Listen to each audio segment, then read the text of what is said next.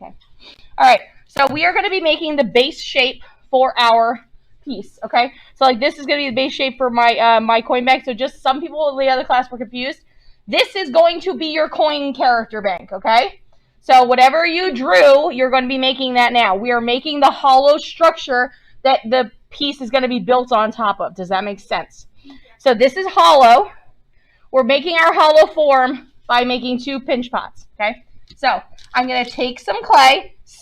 You're not splitting into, you need just like a little handful of clay. So I ripped my clay off and I have a little bit like this in my hand and I'm going to just make it into a ball. You guys can do this as I'm doing it. Take your clay, take a small piece of clay. Your newspaper should be on your table for you to be working on. Okay, so I have a bowl of clay. Okay, it fits in my hand. I could probably go a little bigger, but I'm gonna just, I'm making like 12 pinch pots. Yeah, that's fine. Okay. You don't want to make your pin, it shouldn't be huge because we're gonna be building on top of it, okay? So I have a bowl of clay. I have it in my hand. Okay, I have my thumb and I'm gonna press into the middle. Okay. So once I have my clay in my hand, I'm gonna press into the middle. And I'm not pressing all the way through. I'm leaving a little bit of space at the bottom. Okay? So that is my, okay? So if I put my thumb in there, I have about that much left over at the bottom. Okay? Now, pinching it is like a duck. Okay? You're going to have like want, like this. Okay? My thumb is going to be inside the hole. And my 4 fingers on the outside are where I'm pinching with. Circle, thumb into middle, made a hole. It doesn't go all the way through. And now we're going to start pinching. Okay? I'm doing tiny pinches. I'm not pinching like this. Hello, ball of clay. Okay? If this is my clay, when I pinch, I'm doing nice, small, little pinches. Can everybody look up here so you see what I'm saying? You see how my clay is not moving that much? It's moving a little bit, but it's a little pinch. I'm not doing this. Okay? That was a big pinch. Do you see how like my thing is now all floppy and thin and stupid? Okay? You want to do small presses, okay? And you're rotating your clay. So I have my clay in my hand, and I'm going to pinch. If you watch up here, I'm pinching, and I'm slowly turning it as I'm pinching. Yep, to start. You need more clay than that. It should be like, it should fit into your hand like a big mass. Yeah, that's okay. Okay? Okay. So I'm pinching and I'm slowly rotating it.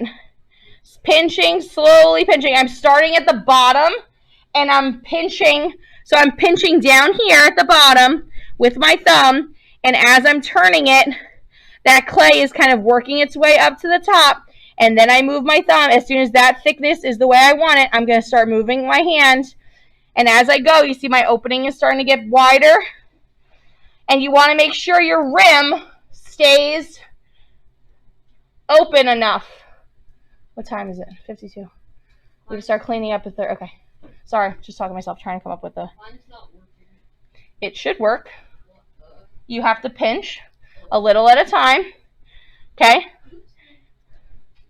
Yep, you want to make sure your rim isn't too floppy. And remember, you're trying to make 2 pieces that are going to fit together that are going to make a hollow space where coins are going to go. So if you have a piece that is very, very small, you're not going to fit much in it.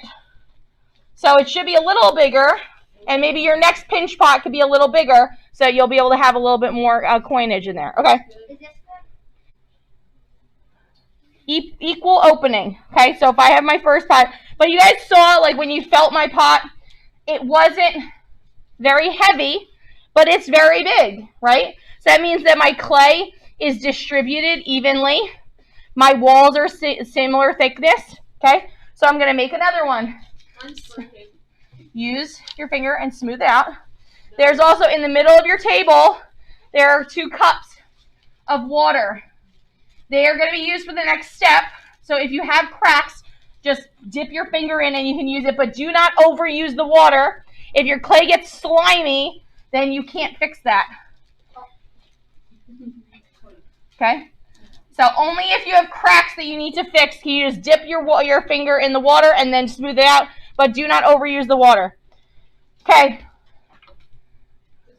We have about 2 more minutes. Yeah. We have about like 2 more minutes, 3 more minutes, and we're going to get going to get cleaned up, I think. Okay. When you make your second pinch pot, you should have make 2 pinch pots. When you make your second pinch pot, you have to make sure the opening is the same to your first one. Just the opening. If it's taller, that's fine.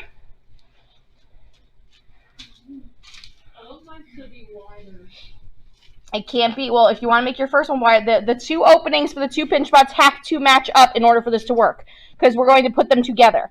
So the openings have to match. So look, when I'm ready for my pinch pots to come together, okay, I have 2 that their openings are pretty much the same. I'm going to slip and score. Dallas. But I'm making an avocado. I know, just we're all starting the same way, and I'll explain in a minute. Okay, we're all starting the same way with a hollow form that's going to fit with coins. Okay, to attach everything together, okay, we are going to slip and score. Can everybody watch this? The projector, please. For slipping and scoring, you guys have wooden tools at your table. You're going to scratch, which is scoring, both sides of your piece. I'm scoring. This is scratching the clay.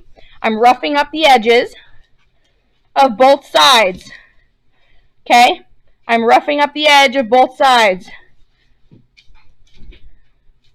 And then I'm taking my slip cup, which is filled with most of them are just filled with some water. Some of them have a little bit of clay in it. Okay? But slip is just watered down clay. Okay? I'm going to take my finger, dip it into the cup, and just take a little bit of this water mixture and put it on the rim of my piece on both sides. And what that's doing is it's making this into slip. Okay? And then I can go back in and rough this up a little bit more. Okay? And then when I'm ready, I'm going to attach these 2 sides together. Are you watching up here, please? Yeah. I'm going to attach these 2 sides together. I'm going to gently press them together until my 2 sides come together. Okay? You guys can see a little bit of slip came out. And then what I'm going to do is I'm going to use my tool and I'm going to scrape the seam across the seam. What this is going to do is it is going to close the seam up. And you're scraping like you're trying to butter toast. Okay? I'm just scraping across. I'm not like stabbing in. I'm scraping across the seam. Once you have your seam closed, what's trapped on the inside of my pot? Air. I can use that air to help manipulate the shape of my piece. So, like Dallas, you just said you're making an avocado, correct? Okay, so look, right now, my piece is like very circular. Well, I can squeeze, because there's air inside there, and like I can squeeze this at the top and pinch it, and see how now all of a sudden I have like more of an avocado-y shape? Yes? Okay, and that's because I squeezed up here a little bit. So if you need to manipulate your shape a little bit, having that air pocket in there is going to help you to manipulate it. You're going to then put the legs on it afterwards. This is just the body of your thing. Okay? Sound good? So, okay? But you'll be able to manipulate your piece a little bit with the air in there. So, we have to now start cleaning up. So here's what we're going to do.